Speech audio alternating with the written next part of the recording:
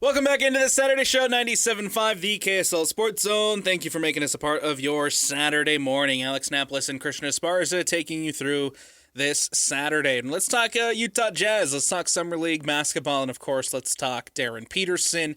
Darryn Peterson and the Utah Jazz went undefeated here in the Salt Lake Summer League. Now they've moved on to Vegas. They had a massive matchup on Thursday night between the Wizards and, of course, AJ Dybantsa. Probably the most anticipated game of the entire Summer League. And you know, I know typically Summer League doesn't take the forefront, but because it was AJ Dybantsa and because it was Darryn Peterson, a lot of eyes were on that matchup on Thursday night, Christian. The Jazz ended up losing, but a lot of really great stuff coming out from Darryn Peterson still.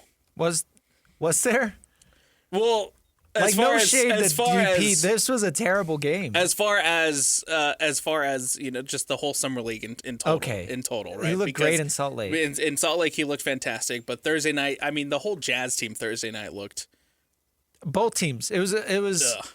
I regret watching this game. I do. I regret spending 2 and whatever hours watching this game. And then I could have done so many other more productive things. AJ things. Dybantsa, man. Yes. Was horrendous. It was atrocious. Being memed already right through one game. This was his debut, right? Because this was the first time the Wizards take the court now with AJ Dybantsa. Okay. And already memes everywhere of AJ Dybantsa foul baiting. We'll start with this, and then we'll get into the Jazz side in a sec. Sure. But I'm glad you bring up the foul baiting from AJ because this is your first NBA appearance, and this is what you're going to do against clearly inferior competition, and this is how you feel you need to play.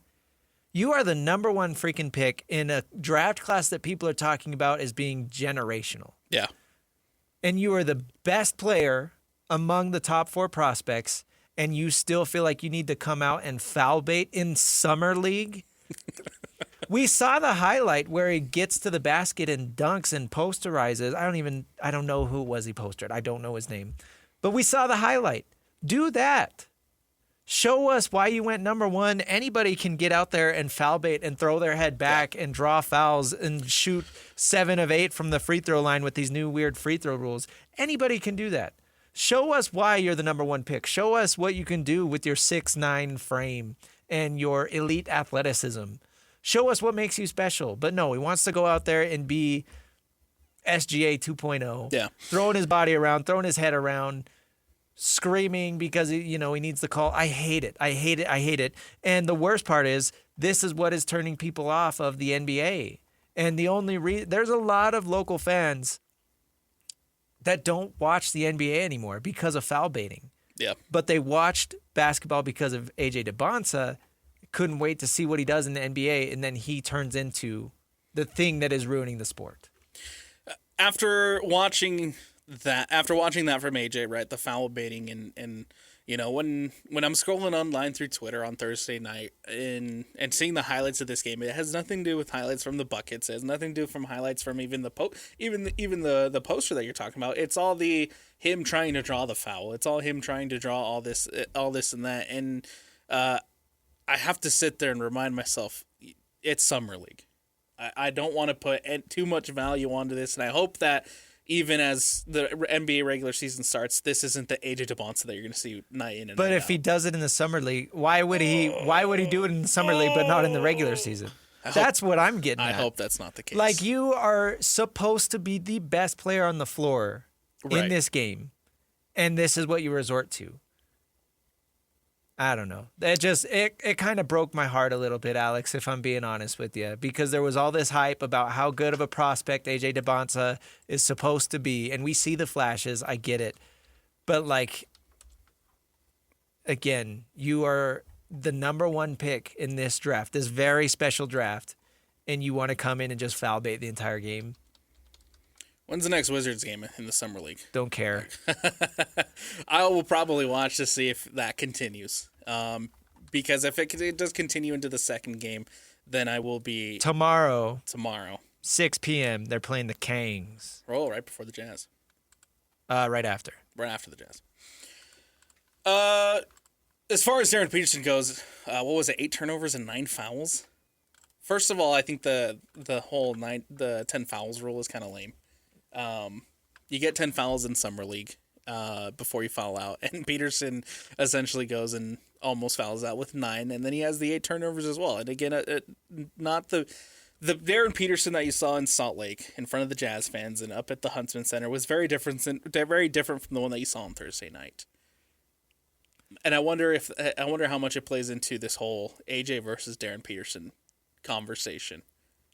To be honest with you, it looked like something was on his mind. It looked like he was off. And I don't know if it was AJ Dybantsa. I don't know if he was stressed because he basically started the game off with a turnover and it was all downhill from there.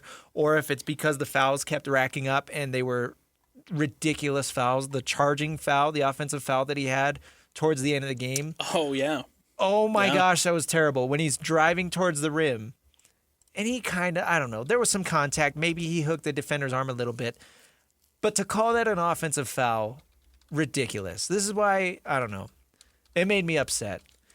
I will say this. AJ Dybantsa was playing with much better teammates than Darryn Peterson was. With respect to everybody that deserves respect on this Jazz Summer League roster, maybe Cody Williams and Blake Hinson are the only two other guys that are going to see meaningful NBA minutes. And we don't even know that, right? There's a real possibility that we barely see Williams or Hinson. There's a real possibility that Darryn Peterson was not playing with a single NBA player Thursday night versus AJ Dybantsa, and he's playing with some of these other players that are expected to be core pieces of this team. So when you are playing with a significantly worse roster, it's really hard to look good, even if you are the focal piece. And to give credit, too, to the Washington side of things, I thought that they didn't allow Darryn Peterson space to really do anything besides struggle. It was all, they don't have to worry about anybody else. Right. It was all, it was all collapse on Peterson. Don't give Peterson the chance to do anything on the court. And I think that ultimately led to why you saw a little bit of the struggles from Darryn Peterson on Thursday. The Wizards keyed in on Darryn Peterson, whereas there wasn't as much keying in on AJ Dybantsa from the Jazz's side of things.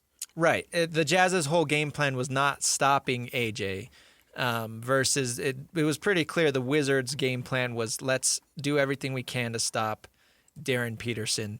One thing that I will say that I really liked from Darryn, he tied for the lead in minutes. Him and Cody Williams both played 30 minutes in this game. Again, led the Jazz, led both teams in minutes played. That's a good thing. With Darryn Peterson's injury history and the concerns coming in, and I get that it's one summer league game in Las Vegas, but you know what? Vegas is 115 degrees right now. If you're going to cramp up, those are the conditions you expect to cramp up. So for Darryn Peterson to come in and play 30 minutes in this game against a tough team where they are double teaming him the entire game after already playing 2 or 3 games last week, right?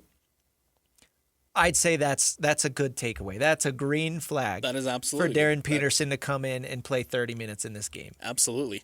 You bring up Cody Williams, and curious to get your thoughts on Cody through Summer League so far. This is a guy who's entering year 3.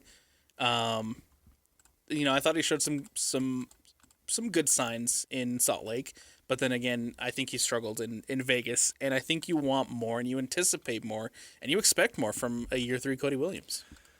Yeah, a third-year top 10 pick should be one of the best players on the floor in Summer League. Absolutely. You look at last year, Bryce Sensabaugh balled out in Salt Lake Summer League, and he played so well that they didn't even send him to Vegas. And that's what they should be, you should expect from Cody Williams. And I get that, Sensabaugh is more of a day one contributor than Cody Williams is. He's still a project, still working on his body. He's very clearly added muscle to his frame. He's getting bigger, and I don't think that's going to stop anytime soon. As far as the ball handling thing, they were very clearly switching off on who's the lead ball handler, Cody Williams or Darryn Peterson, and they were kind of taking turns or getting runs here and there.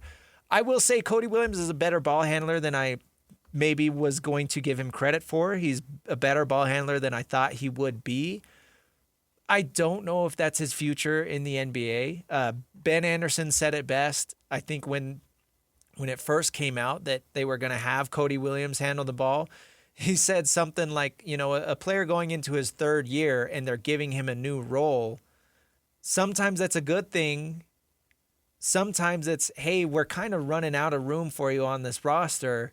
Can we throw this at you and hope that you can pick it up? That's what it kind of feels like. But again, like, the Jazz have a need for a backup ball handler outside of Isaiah Collier, right? That is a very clear need.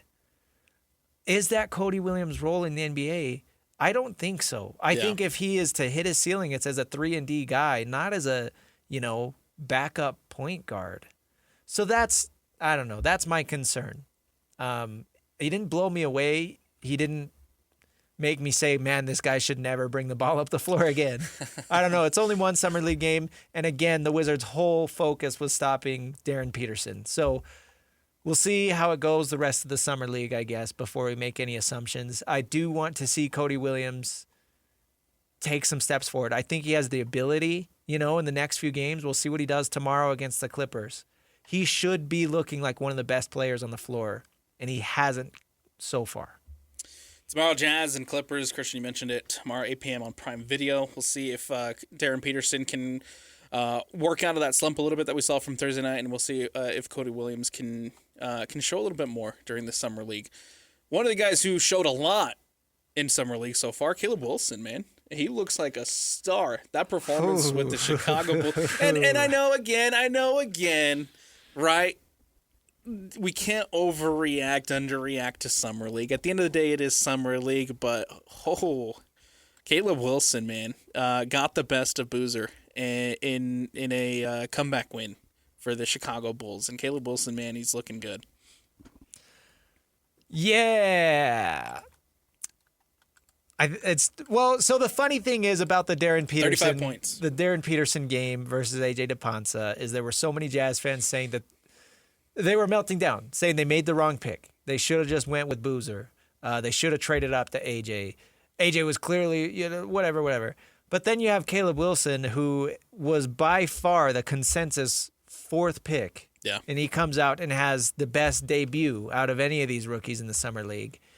His whole thing coming in was he was going to have the flashiest highlight tape with all the dunks. And what does he do last night? He's hitting step-back threes. And it's like, where did this come from? So, again, you got to take everything with a grain of salt because it's Summer League. Yeah. But I will say, if Caleb Wilson can be a deadly three-point shooter, to that point, he made 7. On top of what he does on the inside and on defense, he could have a chance of being the best of these rookies if that stays consistent. Right. 7 3-point shots last night from Caleb Wilson, which was as much 3 points as he made his entire freshman season at North Carolina. He really? Yes. Oh my gosh. His biggest question mark, I think, coming into the draft was the offensive profile as a prospect. And now I think he goes and he kind of silences that a little bit last night with that performance that he did that he put up with the Chicago Bulls yesterday. Well, for now, and again, once it comes to regular season, right. If he's bricking threes, everybody's going to say, yeah, that's why he went fourth and not first. We'll see if he can continue to carry that into the regular season. Axel Lendenborg also had a good performance for the Golden State Warriors, and then Keaton Wagler, who struggled for the Clippers. And you'll have what's anticipated to be Keaton Wagler and the Jazz. Keaton Wagler going against Darryn Peterson and the Jazz coming up tomorrow. Yeah, and as far as second-year players, disappointed that we didn't get to see Ace Bailey help out Darryn Peterson on Thursday night. I think the game would have been dramatically different if Ace Bailey were on the floor because you can't double-team Darryn Peterson the entire game if Ace Bailey's out there. I think the Jazz would have won if Ace Bailey were to have played. So we'll see if we get to see Ace with these back spasms that have held him out the last couple of games. But for Brooklyn, Yegor Demin has been playing really, really well. I've seen a lot of people excited about what he's bringing, former BYU player. It's so crazy to me how, me personally, I forget about Demin because the conversation has been AJ Dybantsa, right? And what he did for BYU last season that I forget that Demin was also here. He's on the Nets. He's forgettable now. Yeah, but exactly. I know what you mean. But he's looking at him to make a good jump in year 2. And he has a very clear runway to do it. I know they drafted so many guards last year, and he was one of them, but he looked really good as a rookie. I mean, all those 3-point shots he made, and he break the record for consecutive games with a 3-point make or something similar to that. Lines, yeah. And then he had to sit out the last couple months with an injury, but he has shown a ton of promise as a rookie and then now as a second-year player in his summer league. So definitely going to continue to keep tabs on Yegor Dioman and what he does for the Nets. The Jazz will also be back in action Monday night against the Chicago Bulls. So we'll have, again, what we anticipate is going to be Darryn Peterson taking on Caleb Wilson before they wrap up Summer League on Wednesday night against the San Antonio Spurs at 7:30 on Prime Video. We'll take a break. Coming up next, we'll head into 5 minutes of. There's still plenty to talk about. Not a lot of time left in the show to talk about it. And, of course, we're going to start with Victor Wembenyama and the extension that was announced last night. He's a saint. That's coming up next on the other side. 5 minutes of. It is the Saturday Show, 97.5, the KSL Sports Zone. Welcome back to the Saturday Show, 97.5, the KSL Sports Zone. Alex Napoles and Christian Esparza here with you as we dive into 5 minutes of. Still plenty to talk about, not a lot of time left. And we'll start with Victor Wembenyama and the San Antonio Spurs as they've agreed to a new 5-year, $252 million contract extension. And Wembenyama has reportedly left some money on the table in doing so. The new deal is reportedly a rookie scale contract extension that has a 5th-year option. Some of the iterations of the deal included a 30% supermax, bringing it that would have brought it to $303 million over its lifespan, but instead Wemby opted for the 25% maximum to give the Spurs extra financial flexibility, taking a page out of the Jalen Brunson book, so that the Spurs can compete with the rest of the This NBA. is where I'd put a trophy if I had one. So it's funny because everybody's comparing it to Jalen Brunson. Jalen Right. Brunson passed up on over $100 million. Right. And don't get me wrong, $50 million is nothing to scoff at, right? I would gladly take that $50 million that Wemby is passing up on over the lifetime of this deal. But I hate. That you're comparing it to Brunson. Well, I hate the look of, like, the only reason you do this is for the look of it, right? Right. Nobody cares if Jalen Brunson passes up on money until they win the title. Then it says, oh, they were able to do this because Jalen Brunson passed up on $100 million. With Victor Wembanyama, there's all this speculation before the deal is announced. There's some rumors that, oh, he's gonna take a pay cut just like Brunson did. You know, the star of the team that just won the title. He's gonna do the same thing because that helped the Knicks win. And then the contract comes out. Hey guys, I'm taking a pay cut. Instead of a supermax, I'm taking the max. I'm gonna save this team $8 million. $8 million. Per season. And I mean, in the grand scheme of things, that's really not that much. As far as putting together a roster, as far as because the things that we've talked about time and time again here, as far as the teams who've made it far into the playoffs, was the depth, having the pieces around having the players around the star player like a Victor Wembanyama. To get you to that point where you can win an NBA championship, and in the grand scheme of things, leaving yourself the flexibility of about $8 million per season isn't all that much as far as the roster building goes. I'm looking up right now players in the NBA making $8 million a season. Harrison Barnes. Okay. On the Spurs. All right. So. Okay, is Harrison Barnes the difference between you winning a title because your star player is taking a pay cut? Probably not. No.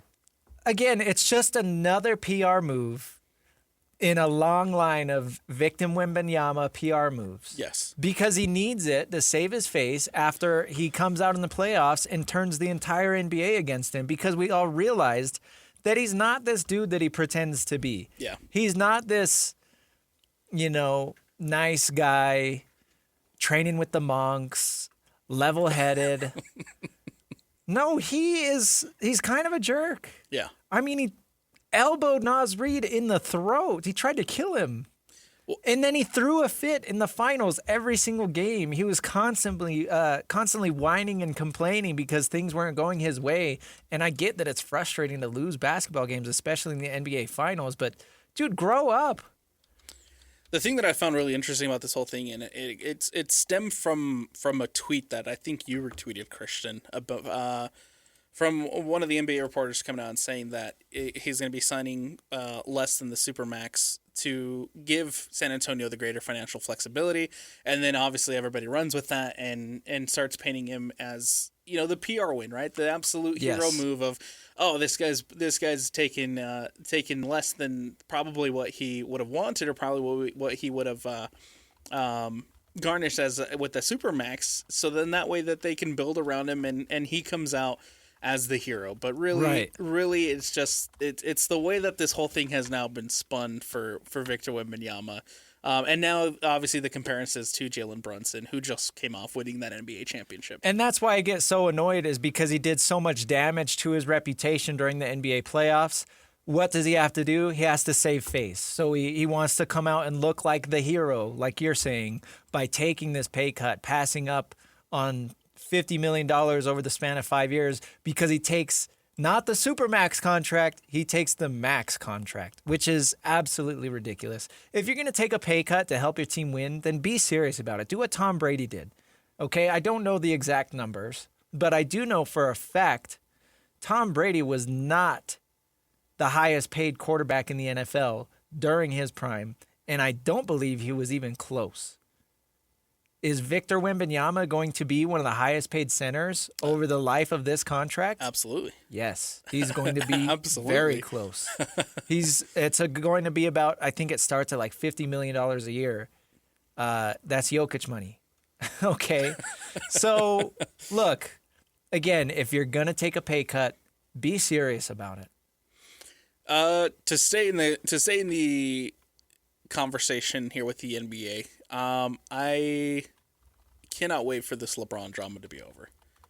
As far as where LeBron James will be playing basketball this next season, it feels like at this point it's dragging out for the drama, and ultimately I think he's just gonna make the decision to be with a championship contending team, and then people will move on. But it's become the storyline that's captivating the NBA right now, as far as where LeBron James will be playing basketball next.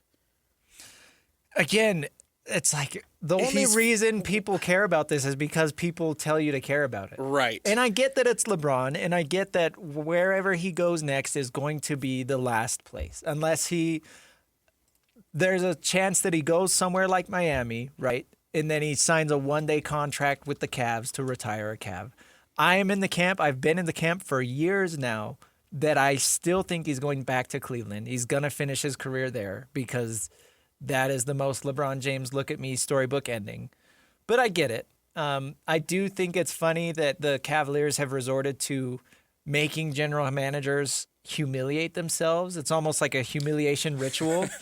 The rumor there is that's where I was going with this, with the voice memo. Rich Paul is having NBA general managers send voicemails basically recruiting why their team is a good fit for LeBron James. Right. Do you realize how hard you have to work, how long you have to work to become a general manager in the NBA?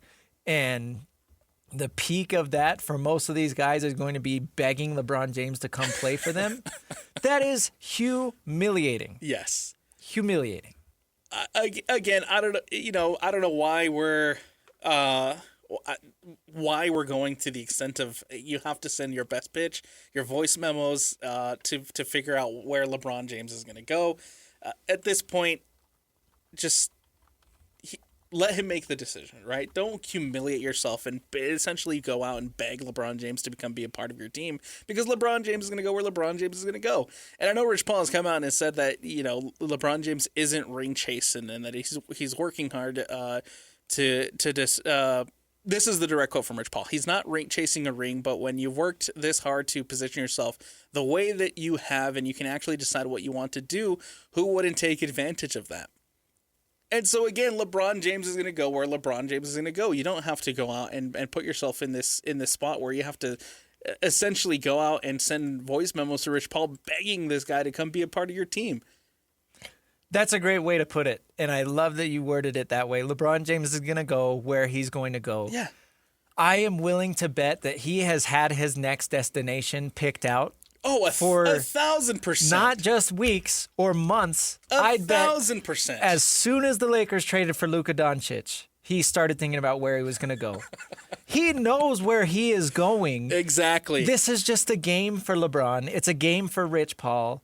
It's a game for everybody involved to, like I said, sit there and laugh at all these GMs that are dumb enough to try and send a stupid voicemail to recruit LeBron James. No, he's had his mind made up for a very long time. Nothing any general manager can do will sway that opinion. It's literally just a matter of how outrageous can we go? What stupid thing can we make these GMs do just to bow at the heels of the great LeBron James? And that's where we're at now. And as soon as I saw the voice memo report come out, that's it. That's exactly what this felt like. Yes. It's a Bill Belichick level humiliation ritual. And it puts LeBron James at the forefront again of the headlines, right? Which is exactly where LeBron James wants to be. Yeah.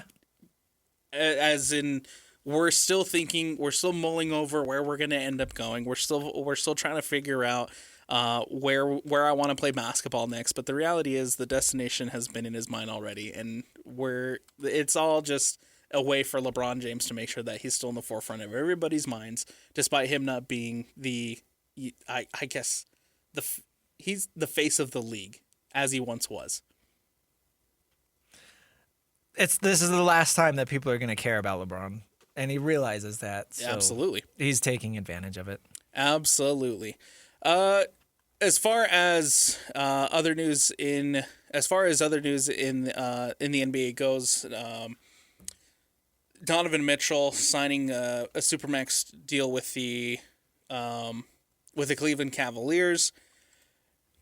Jake Scott got some heat on this station from PK about this, and now that I finally have the mic in front of me, I can finally say I stand with Jake Scott. I'm right there with him, man. I'm of the belief that at any given time in the NBA, especially right now, there's maybe 2 or 3 players that are worth a supermax, and that's a maybe. Like, that's opening the door to the conversation, and whether or not you end up giving it to them is a whole, debate in itself. Donovan Mitchell is not one of those players. He's going to be maxing out at $75 million a year on this next contract. And Jake's, you bring up this big week-long argument that Jake has been in with PK. It started at media days. They're supposed to be talking football, and they get in an argument over Donovan Mitchell's contract. The whole crux of Jake's argument is when you pay that much money to one singular player, especially one singular player who is not worth it and as flawed as Donovan Mitchell is, that significantly hamstrings your team and hurts your chances to win an NBA title, which should be the ultimate goal of an NBA franchise. PK's whole thing was, well, the Cavs know that Donovan Mitchell's a good player. He's the best player on their team. And if they lose him, that's a bad look. So you might as well pay him.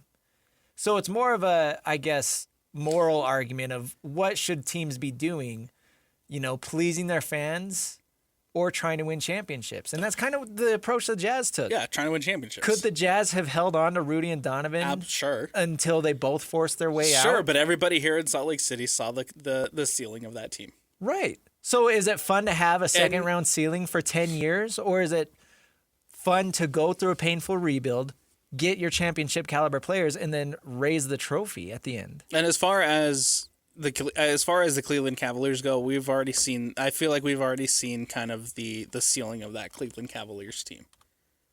1,000%. I don't think it would have hurt in any sense for the Cleveland Cavaliers to essentially hit the reset button in a similar way that the Jazz did. Would it have absolutely sucked for their fans? Absolutely. Yeah. But the ultimate goal is to win an NBA championship, and I feel like you've already seen the heights of this Cleveland Cavaliers team with that iteration with Donovan Mitchell leading it. Real quick, these are the players, according to Google AI, that are on Supermax contracts. Google AI. I'm going to rapid fire, and you're going to tell me worth it or not worth it, okay? Okay. Steph Curry, at this age, Steph Curry, Oh, no. not worth it. Not worth it. Jason Tatum, coming off an Achilles tear, Yes. still worth it. Still worth it. Interesting. Jaylen Brown, locker room cancer. No.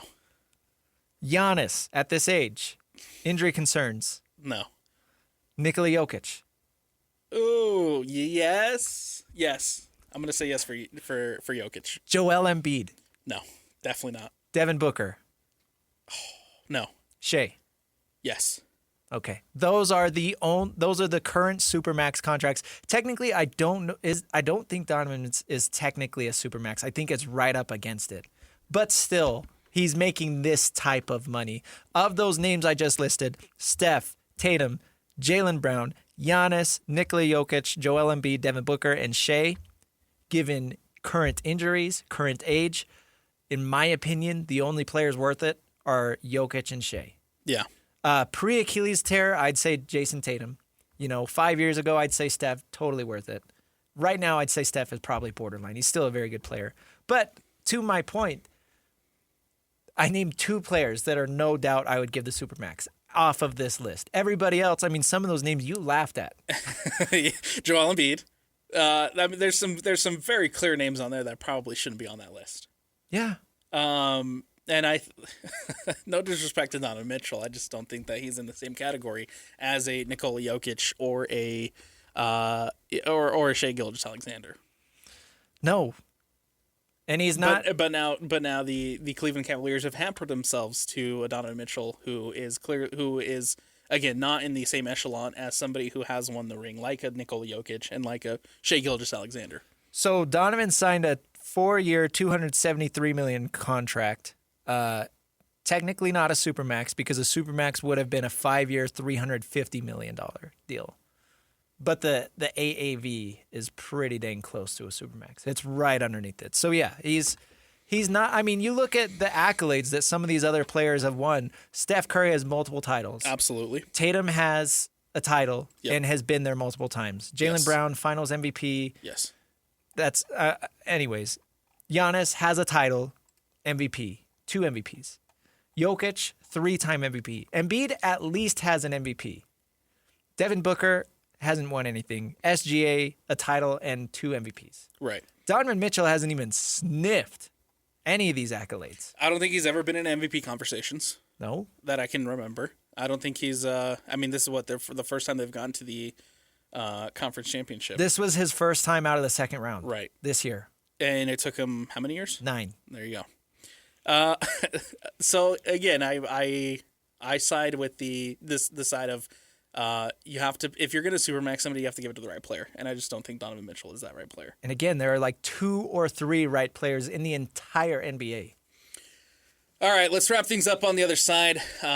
Here on the Saturday show, it is 97.5, the KSL Sports Zone. Oh, it's heartbreaking, Christian. The U.S. men's national team eliminated by Belgium from the World Cup. Yeah, we don't have enough time to get into it. I wish we had more. Could have brought it up in technical files, but Christian Pulisic has turned himself into... public enemy number 1. It's sad because that's an American through and through, but he's turned the whole country against him. By one sentence, quite literally one sentence where he was just said, yeah, I can rest now. Crazy. Which is the last thing you want to hear from the guy who's supposed to be the leader of this team. The U.S. men's national team bows out of the World Cup. They lose to Belgium 4-1 in a incredibly disappointing performance. Who are you pulling for now? So Spain won last night. They beat Belgium. They took down Belgium after Belgium beat the U.S. And I've picked Spain to win. They were the team that I picked to win the World Cup. So they're still fighting. They're still pushing, but now they got a matchup against France. And that'll be fun. Today, fun one, Norway, England. Pulling for Norway. Let's go, Holland. Let's go, Holland. Today's schedule looks like this. The Salt Lake Bees at the Sacramento River Cats, 7:20 pregame. You can catch first pitch at 7:35. And then tomorrow you can also catch the Bees versus the River Cats, 1:50 pregame, 2:05 first pitch. That's going to do it for us here on the Saturday show. From Alex Napoles, from Christian Esparza, big shout out to Parker behind the glass pushing the buttons. This has been another edition of the Saturday show, 97.5, the KSL Sports Zone.